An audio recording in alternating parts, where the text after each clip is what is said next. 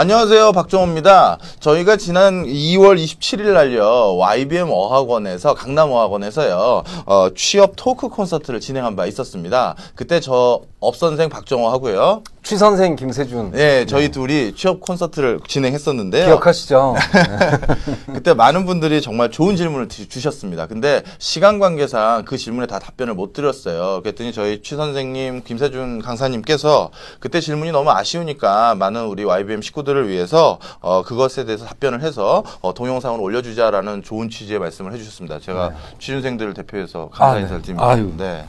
그래서 오늘 그 당시에 답변하지 못했던 17개 질문에 대해서요, 저희가 간략하게 우리 취 선생님을 모시고 이런저런 좋은 의견 들어볼까 하고 있습니다. 뭐 진행만 하실 생각이시죠? 아니에요. 아니죠. 저도 당연히 저도 한강이 합니다.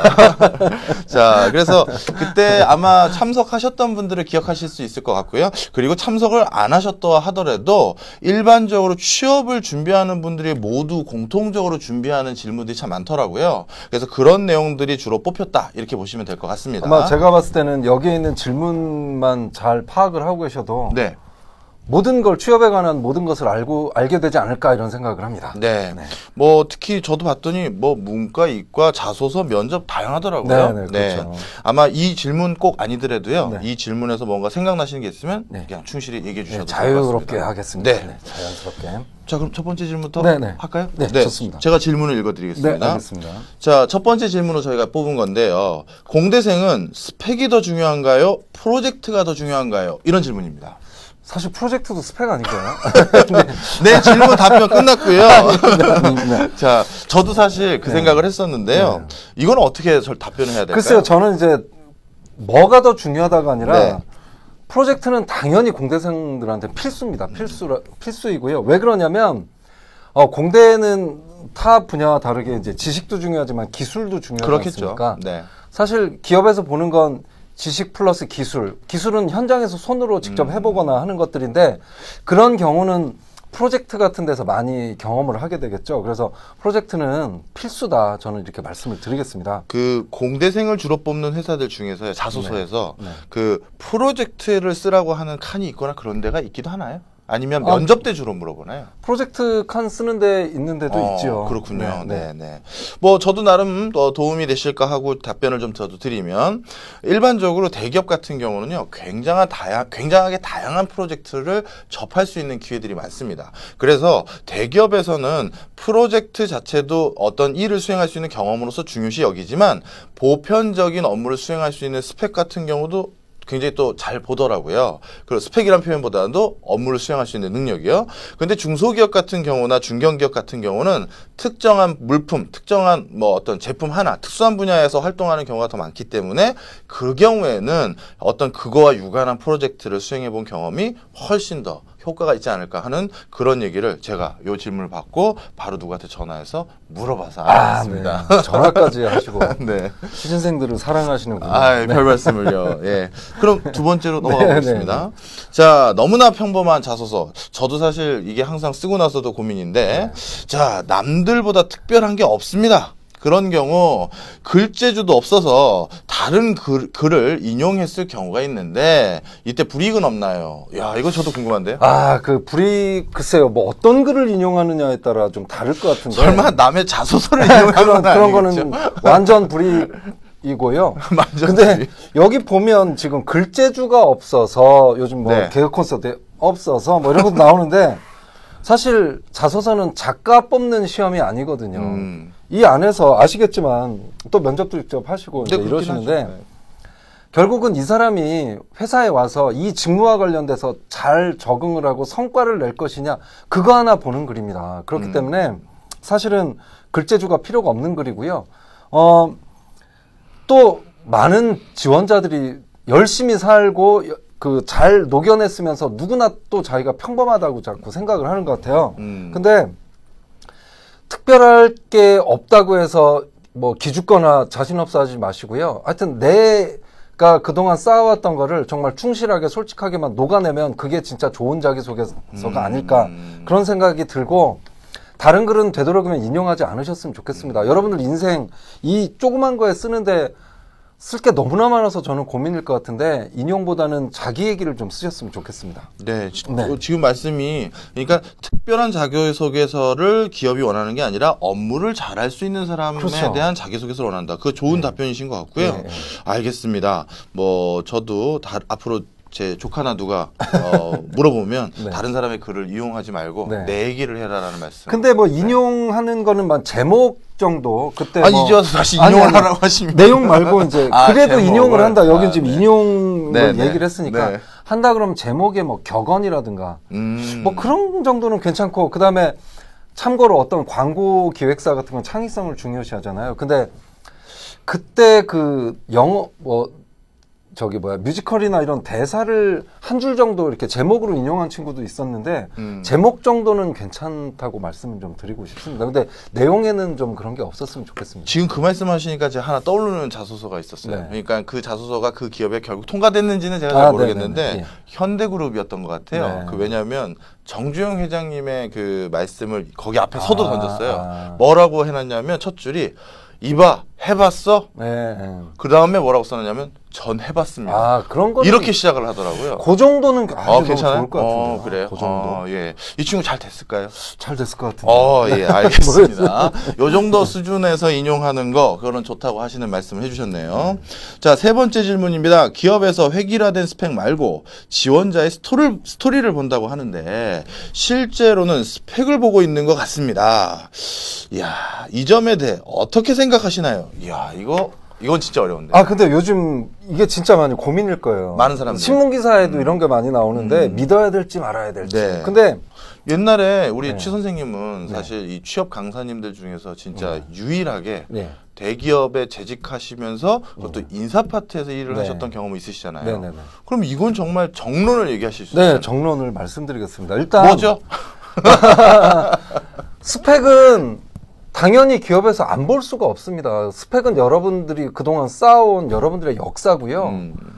스펙은 여러분들의 적성이기도 하고 그렇습니다. 그리고 스펙은 너무나 많은 사람들이 지원할 때 어쩌면 한 번 정도는 면접, 예를 들어서 100명을 뽑는 회사가 100대 1이면 10,000명을 그렇죠. 지원하는 건데 네. 면접을 10배수로만 추려도 1,000명이나 됩니다. 그럼 9,000명을 사실은 그렇죠. 1차에서 선별을 하는데 제일 좋은 방법이 사실 스펙이긴 합니다. 저희 시청률을 좀 고려해 주셔서 네. 좀 이게 네. 농담이고요. 그런데 뭐냐면 그게 예전에는 스펙이 전부인 때가 있었는데 네. 지금은 그렇지가 않습니다. 스펙보다는 지원 동기나 이런 것들을 보려고 하고 항상 업 선생님께서 강조하시는 직무적 합성 이런 그렇죠. 것들은 네. 스펙보다는 자소서에서 찾을 수밖에 없거든요. 그래서 요즘 기업들은 자소서를 보는데 상당 시간 많은 투자를 좀 합니다. 그래서 스펙이 없더라도 스토리가 좋으면 합격할 가능성들이 요즘 많이 있습니다. 제가 이 모 기업에 관계자 2명 하고요. 네. 마침 그 기업에 놀러 갔었어요. 네. 근데 마침 이걸 정리를 하고 있더라고요. 네. 채점을 하는 게 아니라 네. 채점관에게 주기 위해서 자소서를 이렇게 묶음으로 이렇게 다 출력을 해서 드려야 되니까요. 네, 네, 네. 그래서 궁금했었습니다. 저도 이렇게 취준생 분들에게 도움이 되고자 하는 어떤 그런 마음에 네. 한번 그 지원자들의 속칭 스펙 부분을 가려보고요. 네. 자기소개서만을 보고 네. 그 자기소개서를 제 나름으로 네. 평가를 해본 적이 있었어요. 아, 그러고 정말 나서 좋은 경험. 네. 그러고 나서 이게 제가 평가가 스펙과 어떤 뭐 릴레이션십이 있나 상관관계가 있나 궁금했었거든요. 네. 근데 조금 죄송한 얘기지만 속칭 스펙이 좋다는 친구들이 네. 자기소개서도 몇 번을 읽어보면서 고친 것 같아요. 아. 그만큼 문장도 그렇고 네. 뭔가 하나하나 전달할 때도 세심하게 전달한 것 같더라고요. 네. 그래서 이거는 조금 죄송한 얘기일 수도 있는데 조심스러운 얘기인데요. 네, 네. 조금 더 정성껏 쓰시면 네. 저는 그렇게 믿고 싶어요. 아, 스펙이 네. 아니라 진짜 스토리가 더 중요하다. 아, 네. 또 지금 그 현장을 다녀오셨다고 네네네. 그러니까 또 저도 들 수 없죠. 예, 예. 저는 어딜 다녀오셨나요? 하여튼 대기업 예. 그 실제로 이걸 평가를 하시는 분을 만났습니다. 예. 근데 이런 거 중요하죠. 그런 분들이 공식적으로 좀 알려주세요. 그러면 안 알려주십니다. 그래서 소주 한 잔을 샀더니 또 알려주시더라고요. 약을 먹이셨네. 네, 또 좋아하는 또 아구찜을 시켜서 네, 했는데 자기소개서에서 이분들이 이제 다 보는 회사입니다. 여기는 평가자들한테 100장씩 나눠져가지고 하거든요. 이니셜 정도까지만 어떻게 공개 안 될까요? G, 네, GS, 그런데 어쨌든 제가 다 얘기했나요? 아니 모르겠습니다. B 처리해 주실 것 같습니다. 근데 100장을 놓고 보는데 화면에 이렇게 두 개가 뜬다 그러더라고요. 이쪽엔 지원서, 이쪽은 자소서가 뜨는데 네. 스토리를 제일 먼저 보는 건 거기에는 물론 스펙을 볼 수가 없습니다. 자기소개서 평가하는 분들은 밑에 보면 활동 내역이라고 있습니다. 네네. 왜 모든 지원서에는 그게 있죠. 네네. 그 내용을 중심으로 여기에 충실하게 녹여졌는지 그걸 본다고 하더라고요. 그러니까 내용 구성은 활동 내용으로 쓴 거는 정말 중요하니까 썼겠죠. 그렇죠. 그래서 그 내용이 충실하게 들어가야 한다라는 것도 얘기를 해줬습니다. 참고하셨으면 좋겠습니다. 좋네요. 네네. 이 귀한 정보 감사합니다. 네네. 자, 그 다음 질문으로 넘어가 보겠습니다. 지원하려는 직무와 직접적으로 관련된 경험이 없는 사람은 취업 준비를 어떻게 하는지 좋을지 궁금합니다. 이건 제가 먼저 답변해볼까요? 네. 제가 안 그래도 어떻게 생각하시나 하려고 그랬는데 조사하십니다. 이제 호흡이 막기 시작합니다. 자, 이런 질문을 되게 많이 하세요. 그리고 사실 직무와 직접적인 경험을 할 수 없는 직무이기 때문에 자기가 원하는 직무나 커리어 패스를 바꾸시는 분도 있어요. 내가 준비하는 분야는 자격증도 없어. 내가 준비하는 분야는 무슨 뭐 시험이나 이수 과정도 없어. 이래서 내가 그런 자격증이나 이수 과정을 쉽게 찾을 수 있는 분야로 자기의 진로를 바꾸시는 분들도 있는데 사실 죄송한 얘기지만 결국 이게 상대평가고요. 그런 직무면 다른 사람도 비슷한 환경에 노출이 되어 있더라고요. 예를 들어서 금융권 가신다라고 하시는 분들 기본적으로 금융 3종 세트다 이런 것들 다 준비하지 않습니까? 그럼 다른 사람들도 그런 것들을 같이 준비를 용이하게 하는 거예요. 그런데 예를 들어서 마케터가 된다든가 기획팀에 간다든가 인사팀에 갖는 사람들은 그것만큼 뭐 관계없는 자격증들은 쓸까 말까 고민하지만 관련 있는 자격증이 별로 없더라고요. 그래서 사실 직무와 직접적인 경험이 없는 사람은 취업 준비를 어떻게 하는지 좋을지 다른 사람도 비슷하다고 생각하시면 좋을 것 같고 그 과정에서 조금이라도 더 내세울 게 있으시면 그게 굉장한 전달력을 갖는다 이렇게 말씀드리고 싶습니다. 예, 저는 이 정도예요. 네. 정답을 말씀하셔서 네. 더 이상 들을 것 없는데 그래도 안 하면 또 서운하죠. 그렇죠. 네. 사실은 아까도 이제 언급을 하셨는데 직무마다 채용 기준들이 좀 다릅니다. 특히 직무와 직접적으로 관련된 경험을 제 우선으로 보는 직무가 마케팅이고요. 네. 또 이제 영업 같은 경우는 직무 경험도 보긴 보지만 제일 먼저 보는 게 또 친근한 인상. 뭐 이런 것들. 그러니까 그 직무에 따라서 그 요즘 정보들이 많이 나와 있죠. 뭐 SNS나 뭐 또 기업의 홈페이지 같은 데 보면 우리는 이 팀에 특히 직무 위주로 뽑기 때문에 요즘 직무와 관련돼서 그 채용 사이트에 다 나와 있습니다. 그러면서 자격이나 조건까지도 다 이렇게 보여주는 경우들이 많거든요. 그래서 직무 경험을 특히 중요시하는 업무, 예를 들면 뭐 구매 이런 것도 중요하겠죠. 네. 뭐 이런 거라든가 MD 이런 곳 같은 경우는 직무 경험을 무조건 좀 쌓으셔야 되고 그렇지만 그래도 없는 경우는 또 어쩔 수 없지 않습니까? 이제 네. 자소서를 내일 써야 되고 그럴 경우는 역량 중심으로 그 직무와 관련된 역량과 관련된 그 경험을 쓰시면 성과와 경험을 쓰시면 좋을 것 같습니다. 예를 들면 외국계 회사, D 회사 네. 거기에서 지원서를 이제 본 인사부장님께서 말씀을 해주셨는데 한 여학생이 유독 직무와 관련된 경험은 없었는데 학생회에서 어떤 총무를 한 걸 보고 호감이 갔다고 그래요. 학생이 총무요? 동아리에서 동아리 총무. 같은 거. 동아리에서 총무. 네. 근데 뭐 이걸 직무와 관련된 경험이라고 보기는 좀 그렇죠. 뭐 걔가 뭐 내용을 좀 그거 결부시켰었나요? 그러니까 마케팅에 지원을 했는데 마케팅 직무와 관련된 경험은 없습니다만 네네. 마케팅에 필요한 역량을 꺼내면서 동아리에서 쌓았다라는 얘기를 해서 합격한 사례는 있습니다. 이런 식으로 많은 경험들을 좀 직무 역량과 관련돼서 경험은 없다고 하더라도 하는 것도 괜찮을 것 같습니다. 네네. 됐나요? 저는 뭐 충분히 답변된 것 같은데요. 알겠습니다. 네, 5번 보겠습니다. 어학 성적은 높으나, 야, 이거 뭐 굉장한 거 아닌가요? 벌써 이게 잘난 척인 느낌도 있는데, 면접에서 외국어로 말을 잘 못할 경우, 어학 성적만 높고, 실제 그냥 플루언트하게 외국어는 잘 못할 경우, 마이너스로 작용하나요? 면접 보실 때 어떠신가요? 저는 이건 절대 마이너스가 아니었어요. 우리가 그러셨구나. 어학 점수를 보는 용도는요, 적어도 제가 어떤 누군가를 채용할 기준으로 들어갔었을 때는 그 사람의 성실성을 보려는 거지, 걔를 진짜 어학 어학 그 전문 담당자로서 쓰려는 이유는 별로 없었습니다. 네. 그래서 야, 이 친구가 토익 점수가 이렇게 됐다고 굉장히 성실한 친구네 이런 약간 시그널을 받을 뿐이지 토익 성적만 넣고 외국어를 잘 못하는 거 아니야? 적어도 제가 이제 외국어를 주로 쓰는 파트에서 일하는 애가 아니라면 별로 그걸 중요시 여기지 않았었습니다. 어떠세요? 그러셨구나. 근데 예, 저도 당연히 성실성이라는 척도라는 부분에 대해서는 네. 격하게 공감을 하고요. 그 대신 영어를 많이 써야 되는 부서에서는 당연히 외국어로 또 말을 잘해야 되겠죠. 근데 신입사원 면접에서는 영어 점수가 어학 능력뿐만 아니라 성실성도 있고 영어를 못하는데 어떻게 해서라도 하려고 막 몸짓발짓하는 과정에서 나오는 당당함, 적극성 같은 것도 평가가 된다는 걸 좀 알아주셨으면 좋겠습니다. 야, 그거 진짜 중요한 얘기네요. 네. 네. 그러면 예를 들어서 좀 못하더라도 네. 계속 하려고 트라이하는 게 더 중요한 네네네. 거죠? 실제 사례가 있었습니다. 네. 5명이 들어갔는데 네. 4명은 외국에서 오랫동안 공부를 한 친구고 1명은 국내파입니다. 아, 국내파. 네네네. 근데 이 친구가 당연히 영어는 꼴찌했습니다만 쉬운 단어로 끝까지 포기 않고 했습니다. 쉬운 단어로 하기가 쉽지 않은데. 네. 근데 그냥 있는 거 생각나는 대로 포기하지 않고 했습니다. 웬만하면 옆에서 유창하게 하면 기가 죽어서 그렇죠. 주눅들 할 네. 텐데 이 친구는 포기하지 않은 것에 대해서 점수를 얻었습니다. 영어 점수는 많이 얻지는 못했는데 근데 그 친구는 통과했습니다. 신입사원 면접이 바로 이런 게 아닐까 그런 생각이 듭니다. 아, 예, 알겠습니다. 자, 그 다음 또 질문 보겠습니다. 남들과 다른 장점을 써야 한다면 긍정, 리더십 등 말고 회사에서 요구하는 것을 포함해 사례적으로 적어야 하나요? 이 질문이 굉장히 복잡한데요. 참 정리를 해보면 남들과 다른 장점을 써야 되는데 그 남들과 다른 장점에는 그러니까 리더십이나 이 긍정은 안 들어가는데 회사에서 또 요구하는 것을 포함해서 그걸 사례와 함께 적어야 되냐 뭐 이런 걸 물어본 것 같아요. 그죠? 너무나 당연한 얘기인데요. 제가 봤을 때는 어떠십니까? 당연한 얘기입니다. 끝.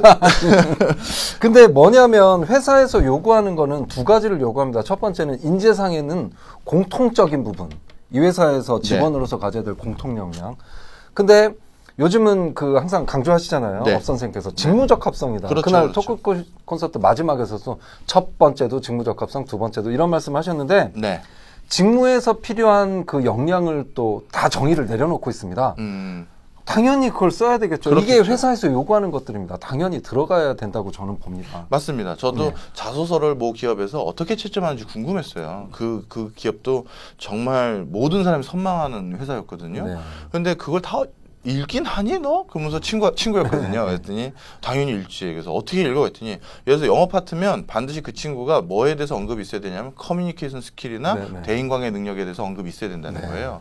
그러면 그것이 당연히 그 업무를 수행할 때 주된 캐릭터 요구사항이니까 그걸로 평가를 그런 식으로 한다라고 하더라고요. 방금 그런 취지의 말씀이시셨죠. 그리고 이건 제가 궁금해서 하나 여쭤볼게요. 일반적으로 많은 자소서 지금까지 만들어 봐 주셨고 또 그것 때문에 이제 취업 직접 성공시켜 주신 사례도 있잖아요. 평가도 해봤고.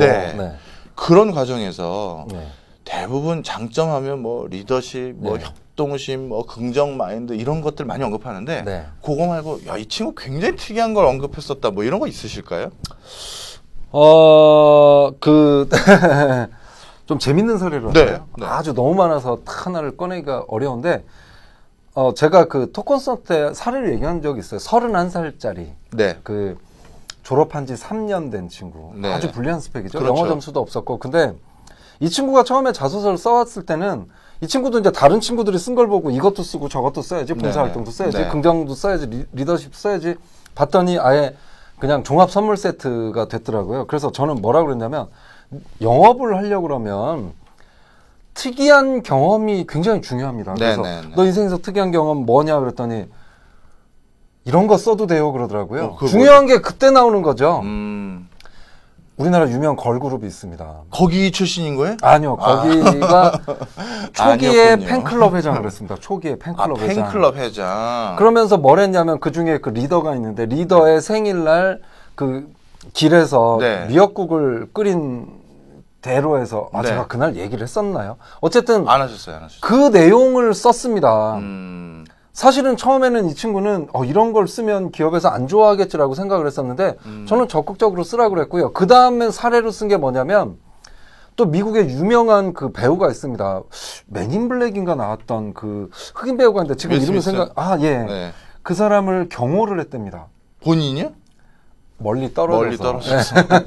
3일간 네. 했는데 네. 그것도 괜찮다 해서 특이한 경험 아니냐. 왜냐하면 저는 영업에서 특이한 경험을 중요하게 생각한다고 했기 때문에 그런 내용을 좀 쓰게 했습니다. 그랬더니 그 친구는 합격을 했죠. 최종 면접에서. 그러면서 이 친구는 유리한 것들이 하나도 없었어요. 스펙이 여러분들이 생각하시기에도 유리하진 않죠. 근데 간절함, 지원 동기를 간절함으로 썼습니다. 나만큼 오래 다니고 열심히 할 사람은 없을 것이다. 정말 나는 끝이다. 올해 취업 못하면 내년엔 32살 된다. 이런 걸 내세워서 면접에서도 좋은 결과를 얻었어요. 아까 지금 그 말씀 진짜 좋네요. 그러니까 자신의 장점을 쓰시오라고 했을 때 저는 이 회사가 가장 간절하다. 네. 사실 요즘 회사들 상황 잘 아시잖아요. 네. 뽑아놓으면 그만두고 네. 다시 또 뽑으면 또 불평불만이고 네. 상사 건네면 그렇죠. 또 그만두고. 네. 바로 그런 상황에서 진짜 간절하고 나는 절대 이 회사를 놓치지 않는다는 이상. 전당력 있는데. 그런 강점이 이 사람은 스펙에서는 1등을 못했지만 간절함에서는 1등을 한 그렇죠. 거죠. 네, 뭐 이런 것들도 된다는 걸 좀 네, 좋은 장점인 것 같습니다. 아유 죄송합니다. 아닙니다. 기침이 다 나오네요. 자, 그 다음에 보겠습니다. 자소서를 쓸 때 문항당 250, 300자 내지 짧은 글을 쓰라고 할 때, 250, 300자도 굉장히 짧은 것 같은데요. 하여튼 짧은 내용에 제 얘기를 담기가 아쉬울 때가 있는데 어떤 내용을 쓰는 게 좋을까요? 이렇게 돼 있습니다. 이건 제가 한번 질문드리겠습니다. 저 먼저요? 네. 예. 제가 저는 솔직히 300자, 250자를 요구하는 자소서는 많이 못 봤고요. 제가 옛날에 대학 다닐 때 직접 지원했거나 아니면 제가 쓰라고 양식을 만들 때는 이건 좀 짧았는데요. 아마 이건 하나 제가 이 300자 내 쓰라고 하면 저는 딱 두 가지를 딱 그냥 한 줄로 이렇게 쓸 것 같아요. 하고 싶은 일이고 잘할 수 있는 일이라고 생각해서 지원했습니다. 라고 해서 한 50자 벌써 채우고요. 그래서 그 두 가지를 바탕으로 조금 부연 설명하면서 끝내도 어떻게 보면 제일 중요한 메시지가 담긴 게 아닐까 싶은 생각이 들어요. 그러시구나. 네. 근데 요즘 이런 것들이 좀 많습니다. 그래요? 뭐 예를 들면 5분 PR 전형 같은 거 있죠. 끼와 열정 전형이 할 때 지원할 때 보통 요 정도 분량을 쓰게 하거든요. 5분 분량은 사실은 많은데 지원할 때 혹은 S모 그룹에서 힐링 캠프 전형이란 걸 했었는데 지원 1박 2일 힐링 캠프를 하는 겁니다. 근데 100명을 선발하는데 그때 지원서가 뭐였냐면 오로지 250자 자기소개밖에 없었어요. 근데 사람들이 굉장히 힘들죠. 그래서 지금 말씀하신 것도 방법이긴 하지만 그래도 특이한 가장 대표적인 경험과 그 결과 이런 걸 얻었다라는 그 성과 하나를 좀 쓰면 사실 250자도 사실 좀 넘칠 거거든요. 그래요. 그리고 되도록이면 사람들이 보통 250자가 300자가 아니더라도 분량을 어디를 줄이면 좋을까요? 그런 질문도 많이 하죠. 줄이는 거는 설명 주장을 위주로 줄이시면 됩니다. 예를 들면 뭐라고 판단합니다. 뭐라고 확신합니다. 이런 것보다는 뭐뭐 했습니다. 이런 것들이 훨씬 더 좋겠죠. 네, 어쨌든. 네. 알겠습니다. 네. 자, 그 다음 질문으로 또 넘어가겠습니다. 인재상을 보면 대부분 너무 포괄적인데 기업의 인재상을 분석하는 방법 좀 알려주세요.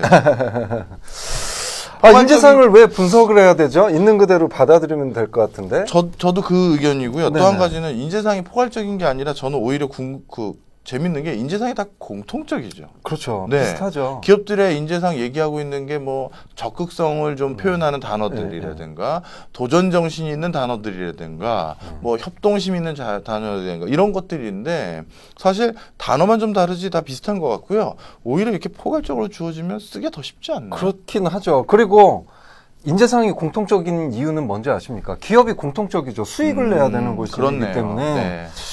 그렇기도 하고, 기업의 인재상 분석보다는 차라리, 네.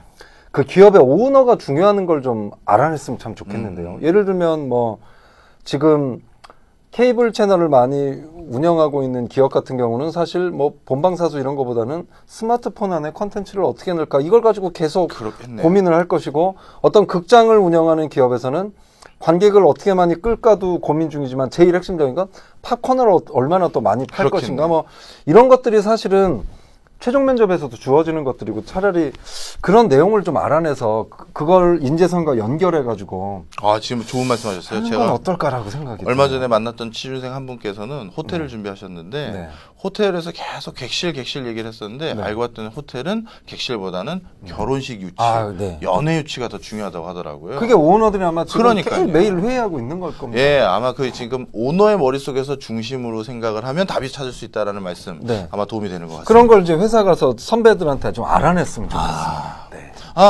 또 하나 생각났어요. 얼마 전에 은행에 가서 예금 네. 좀 뭐 통장 바꿀 게 있어서 갔는데 그 직원한테 제가 물어봤어요. 아유, 요즘 이렇게 좋은 은행 다니시려면 얼마나 뛰어나신 거예요? 하면서 그냥 기다리기 지루해서 이렇게 너스레를 들고 있었더니 씨 웃으면서 뭐 다들 뭐 어렵게 들어오죠. 그래서 뭐 요즘 혹시 뭐 취업할 때 취업 준비하는 애들한테 도움될 만한 말씀 없으세요? 물어보면 또 여기 알려드리려고 물어봤더니 그 얘기를 하더라고요.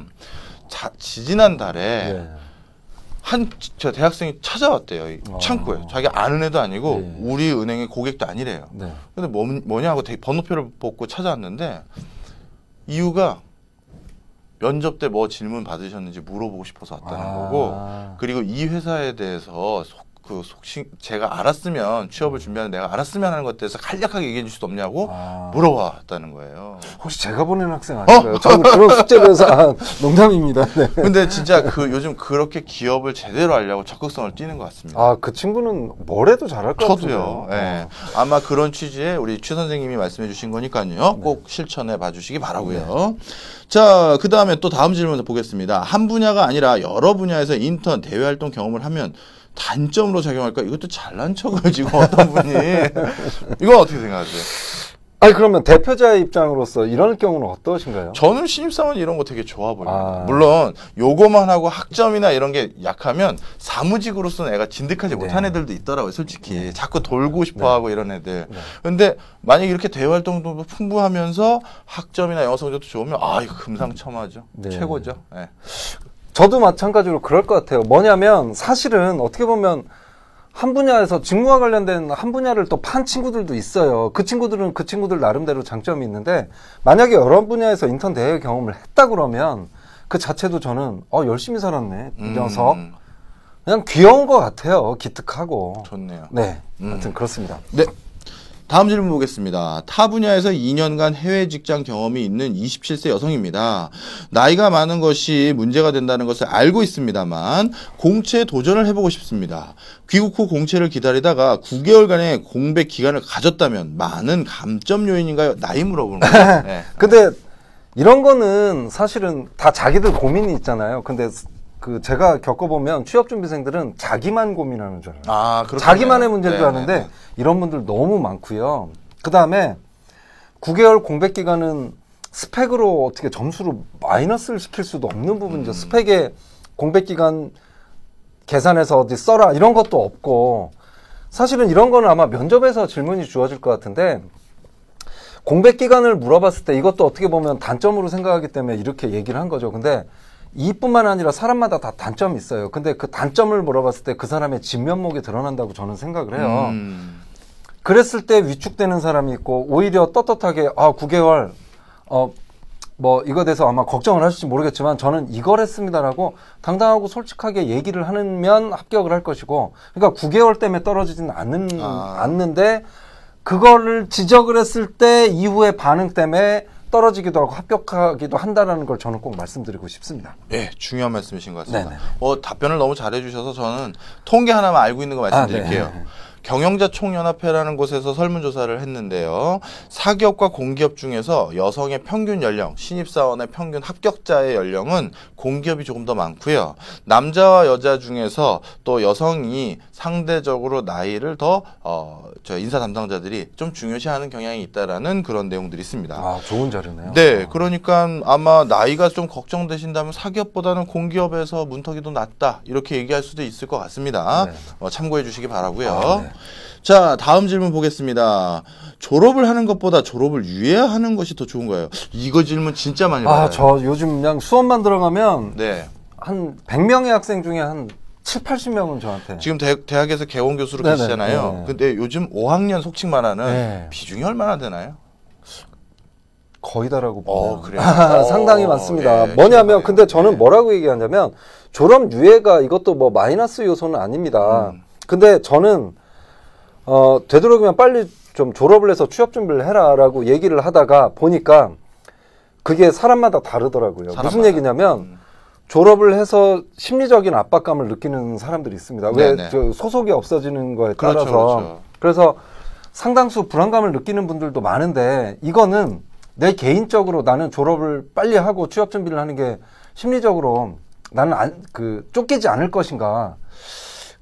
그게 자신이 없다 그러면 유예를 하는 것도 방법이 아닐까라고 생각이 듭니다만 이것도 마찬가지로 가정 환경이라든가 내 나이라든가 이런 걸 좀 고려를 해야 되겠죠.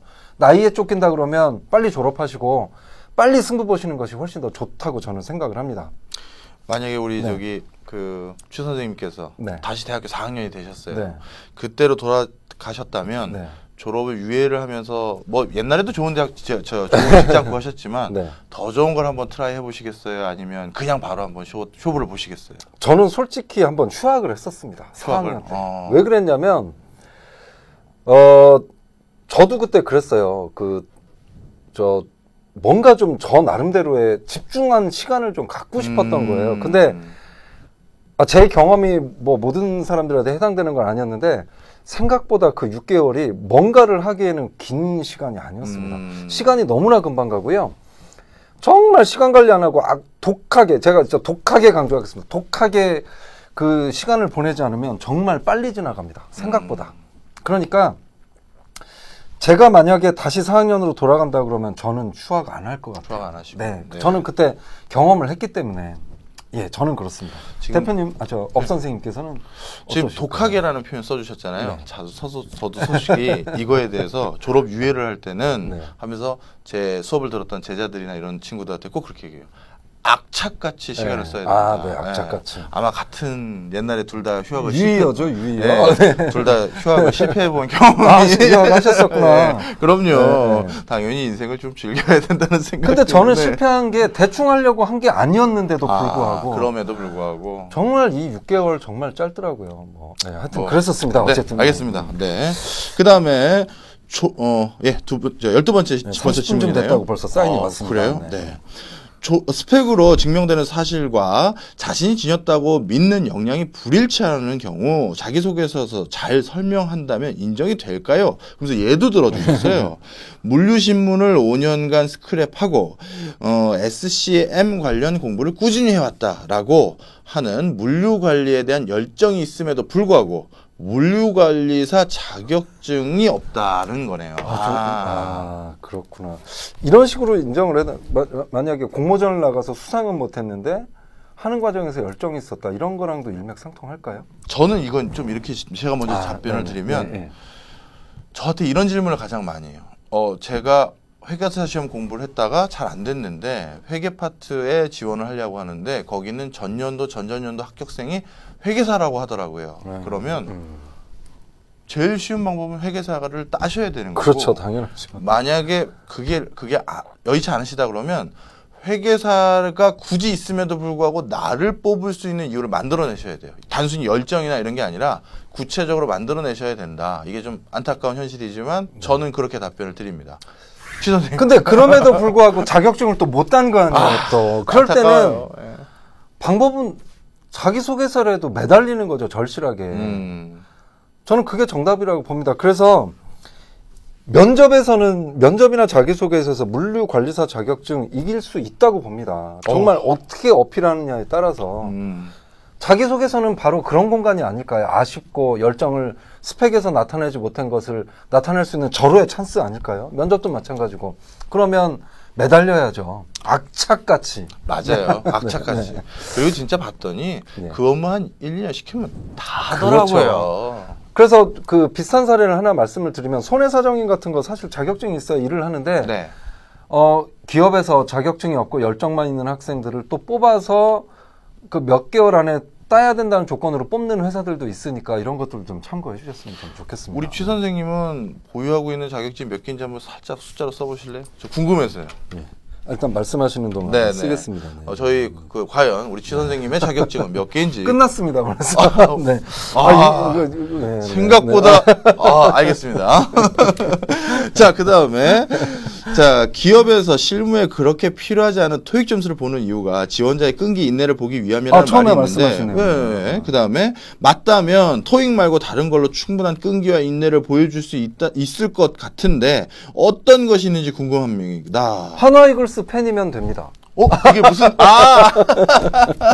이거 제가 좀 늦게 이해했어요. 예. 네. 그렇죠. 하나 이글스 팬 정도라면 저도 사실 만만치 않은 끈기와 인내를 갖고 있어요. LG 트윈스 팬입니다. 마찬가지. 근데 인내 끈기 할 수 있는 것들 많겠죠. 예를 들면 오랫동안 뭘 했다. 예를 들면 그 여학생이 그 C 회사에 극장 가지고 있는 그 C 회사에 지원을 했는데 그 친구는 특별한 스펙은 없었는데 체력을 키우기 위해서 그 달리기를 한 경우 마라톤을 한 얘기를 그래서 그 대학교 4학년 때 결국은 완주를 했다 그러면서 끈기를 쌓았다 이런 내용도 좋고 할 것들이 굉장히 많을 겁니다. 그래서 오랫동안 지속한 것들도 그 좋은 소재거리가 되지 않나 저는 그렇게 말씀을 좀 드리고 싶습니다. 네, 알겠습니다. 14번째 질문입니다. 민간협회가 어디 있나요? 잘 못 찾겠어요. 이거는 제가 왜 이 질문이 나온지 알아요. 제가 그때 취업 콘서트 할 때 협회도 참 좋은 직장이 많다라는 말씀을 드렸었어요. 저는 왜 이러세요? 네네네. 민간협회는 어디 있나요? 이거 되게 쉽습니다. 그냥 협회라고 검색만 해도 굉장히 많이 나와요. 그리고 모든 주요 산업 부분, 기업 부분 다 협회가 있어요. 그래서 그런 곳들은 너무나도 찾기가 쉽기 때문에 굳이 이거에 대해서는 네이버에 물어봐라 라고 말씀드리면 훨씬 편할 것 같고요. 네. 그래서 협회는 너무나도 쉽게 찾을 수 있고 단 이렇게 좀 보시면 좋을 것 같아요. 그렇다고 협회가 모두 다 좋으냐? 당연히 그건 또 아닙니다. 군소한 협회, 이제 막 태동기에 있는 협회들은 당연히 열악하겠죠. 따라서 여러분들이 협회라고 해서 전부 다 좋으면 안 되고 협회 중에서는 정말 좋은 직장도 있다라는 정도로 이해를 해주시는 게 좋을 것 같습니다. 네, 저는 참고로 만약에 다시 인생에서 기회를 준다면 협회 중에서 가고 싶은 협회들이 좀 있어요. 그렇습니까? 뭐 대표적으로 하나만 좀 말씀해 주세요. 금융투자협회 정말 좋고요. 그 다음에 은행연합회 직원들은 정말 좋더라고요. 일은 좀 되게 많더라고요. 네. 급여는 많이 주는. 어마어마합니다. 네. 알겠습니다. 저 다 태어나면. 네. 네. 자, 15번째 질문입니다. 이공계 취업할 때 이것은 좀 기억해라. 알려주세요. 사실 요즘 이공계들 고민 별로 없을 것 같아요. 사실 이건 인문계가 해야 될 질문이거든요. 이게 배부른 소리예요. 인문계 취업할 때 그래도 뭐 말씀은 드려야 되잖아요. 또 안 드릴 수는 없잖아요. 그래서 우선 저부터. 네. 이공계는 사실 진짜 다시 한번 말씀드리면 요즘 취업이 잘 됩니다. 그렇지만 이런 얘기 해도 좋을지만 여학생의 경우 좀 어려움을 겪는 친구들을 좀 많이 봤어요. 이유가? 글쎄요. 근데 왜 그러냐면 사실 뭐 생산 현장이라든가 이런 쪽으로 많이 가기 때문에 뭐 토목하면 현장이잖아요. 지방으로 가게 되고 그렇기 때문에 남녀 불평등의 문제는 절대 아닙니다. 오해가 없으셨으면 좋겠는데 그래도 좀 남자를 좀 선호하는 게 아닐까라는 생각이 듭니다. 정확한 질문이시고요. 이건 제가 이유를 현장에서 물어봤어요. 왜 남자들을 더 선호하시냐? 특정 이공계 분야에는 이건 비용 문제라는 거예요. 그래서 무슨 소리세요? 그랬더니 지방에 남자 직원 둘을 보내면 방을 하나만 잡아주면 되는데 맞습니다. 이런 것들을 얘기하더라고요. 강사들도 그렇죠. 부를 때 저희는 상관없잖아요. 같이 자서.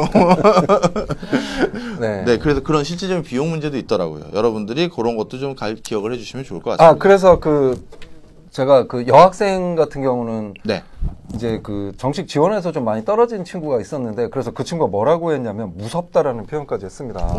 난 이공계고 내 동기 남학생들은 많이 취업을 하는데 나만 왜 이러냐. 그래서 제가 그러지 말고 그러면 열정 전형 있죠? SK그룹. 거기에 지원을 하게 해서 나는 여자임에도 이렇게 열심히 살아왔다는 거를 아예 철을 가지고 가서 파일을 가져가서 보여줬더니 거기서 통과를 해서 최종 면접까지 가서 SK건설에 합격을 했습니다.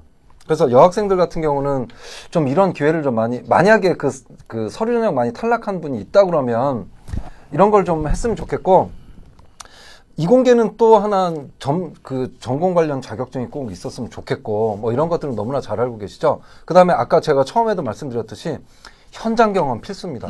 지식만 가지고 있는 게 실제로 기술로 구현을 해봤다, 어떤 경험을 해봤다는 건 이공계에서는 필수입니다. 이런 것들 좀 알아두셨으면 좋겠습니다. 네. 뭐 더 추가로 하실 말씀이? 네. 워낙 뭐.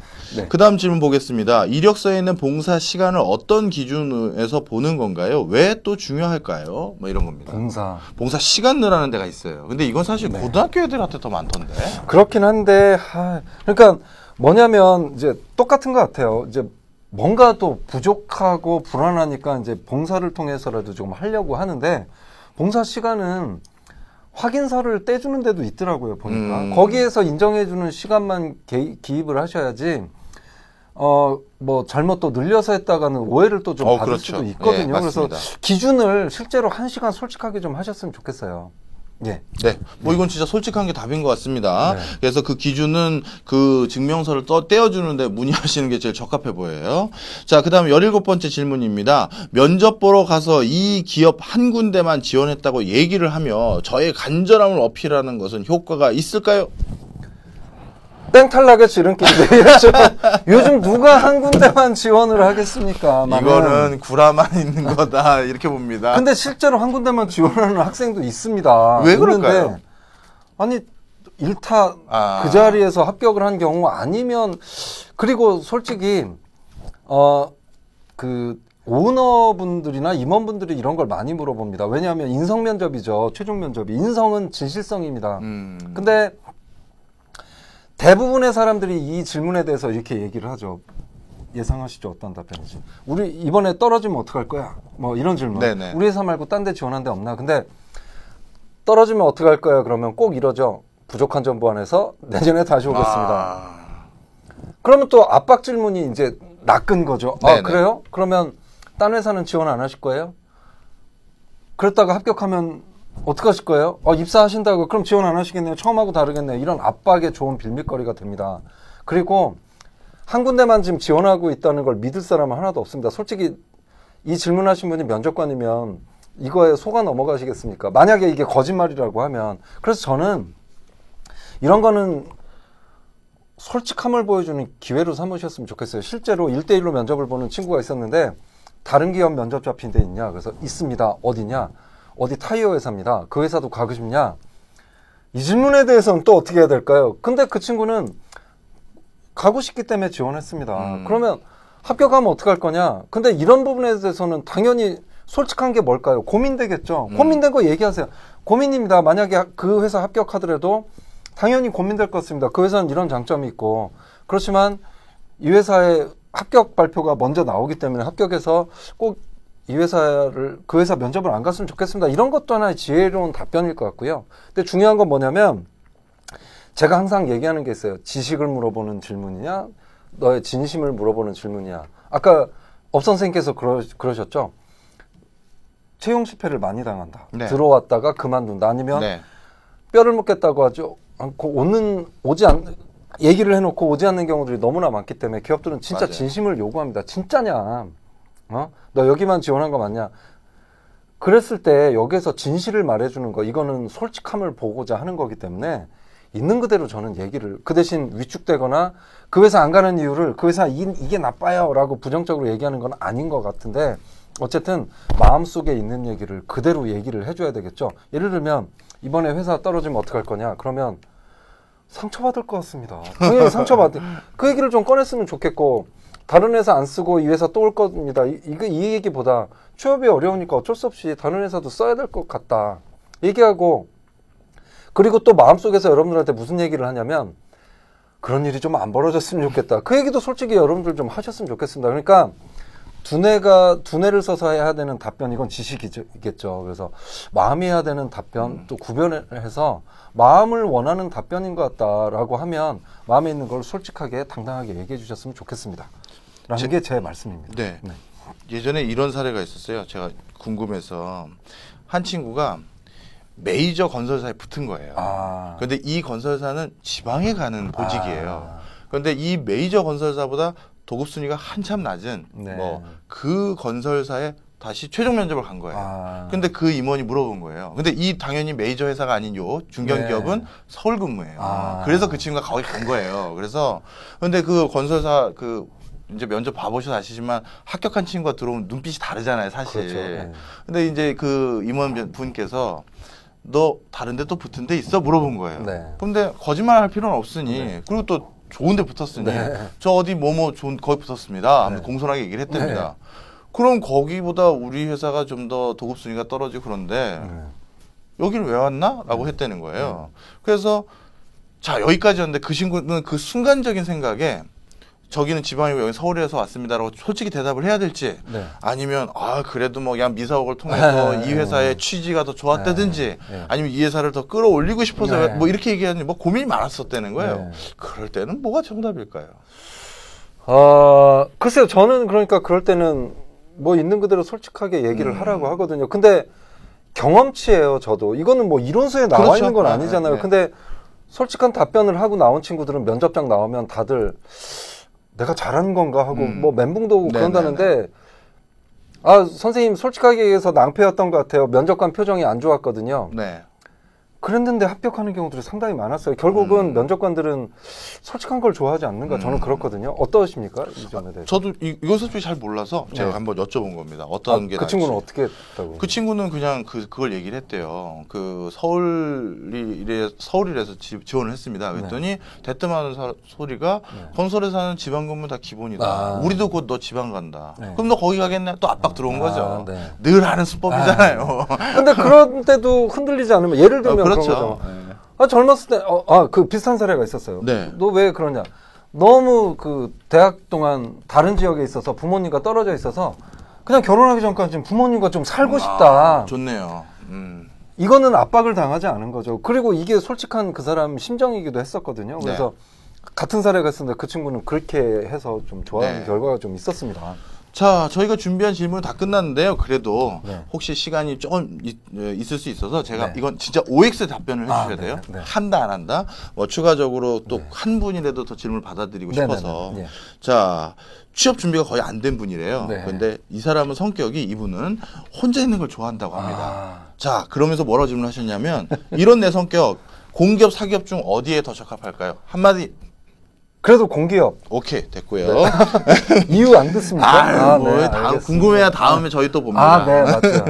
이공계 학생인데 기술직 쪽이 아닌 MBA나 뭐 이런 일반 사무직을 일반 사무직을 가고 싶대요.